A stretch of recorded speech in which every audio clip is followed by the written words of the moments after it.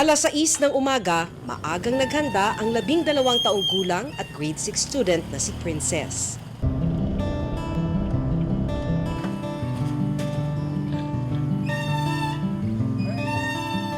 Siya raw kasi ang naatasang magbukas ng kanilang classroom ngayong araw. Pagdating ko po is binubuksan ko yung classroom namin para po makapasok na yung mga kaklase ko. Kukuha po ng walis sa diban para po makapaglinis na.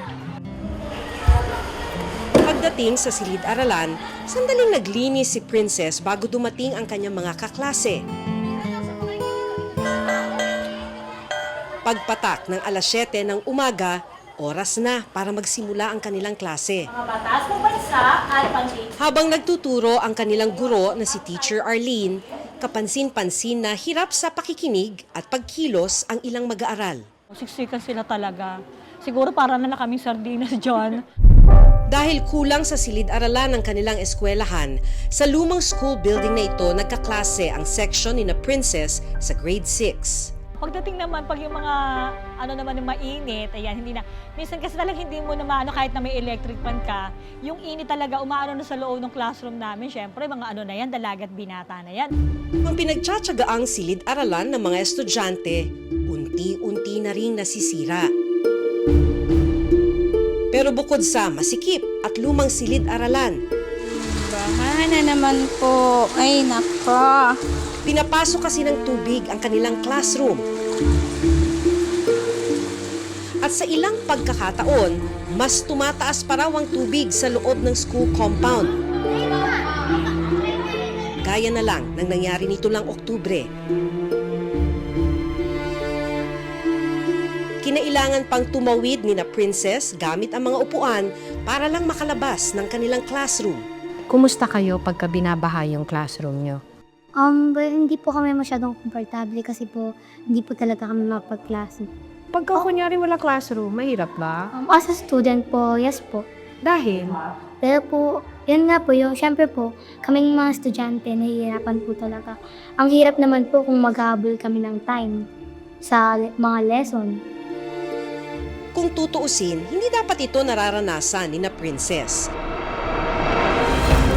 Dahil sa tapat ng ginagamit nilang lumang classroom, isang 2-story na may 4 na classroom ang ipinatayo. Department of Public Works and Highways o DPWH ang implementing agency ng proyekto. May budget ang DepEd, pero ang DPWH ang nagpapatayo. Kasi ang DepEd, wala naman silang inherent capability na magtayo ng classroom. Ang problema, inabando na ito at hindi tinapos. Overcrowded na po ba ang grade 6 nyo? Actually, ma'am, kasi ang isang sa mga factors na kaya gusto ko siyang mayari kasi, ma'am, dahil binabaha ang mga grade 6 classrooms namin. It is hard for them to learn po kapag hindi maganda ang learning environment ng mga bata. Kasi, ma'am, imagine natin ang panahon ng Pilipinas from June, nag-start ang pasukan up to ngayon, binabaha, bagyo. December. Yes, ma'am. Hindi naman po obra lagi na gano'n nagsasacrifice ang quality ng education natin.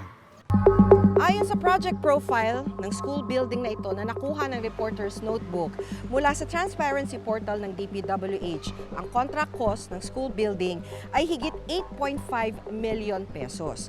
Nasimulan ng pagpapatayo ng school building na ito noong August 2020 at ang nakalagay dito na actual completion date ay November 27, 2020. Ayon din sa project profile, 100% completed na ang school building na ito.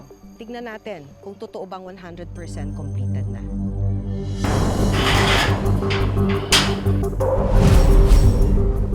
Itong second floor parang binuhusan lang ng semento.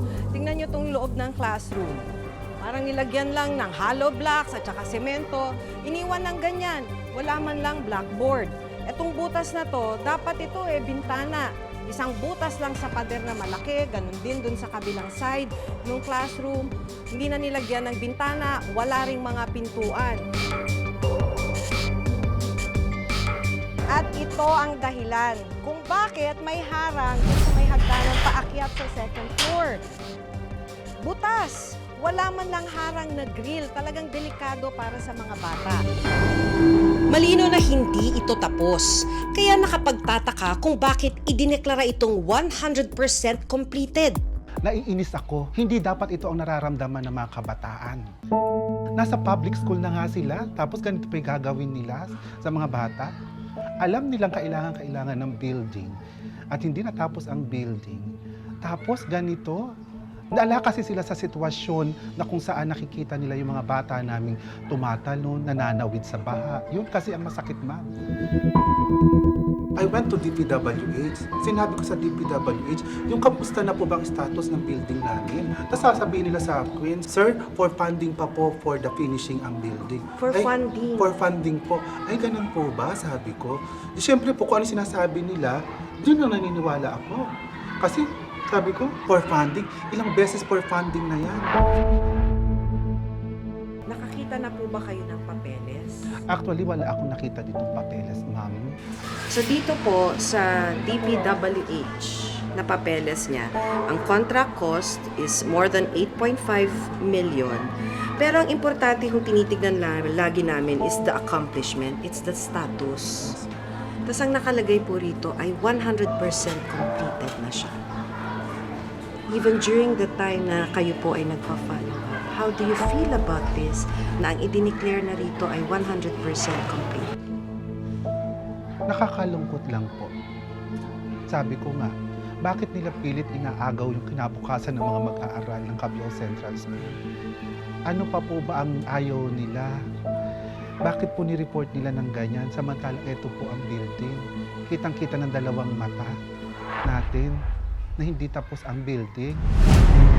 Kumuha ka ng maliit, kumuha ka ng malaki pag nanakaw ka pa.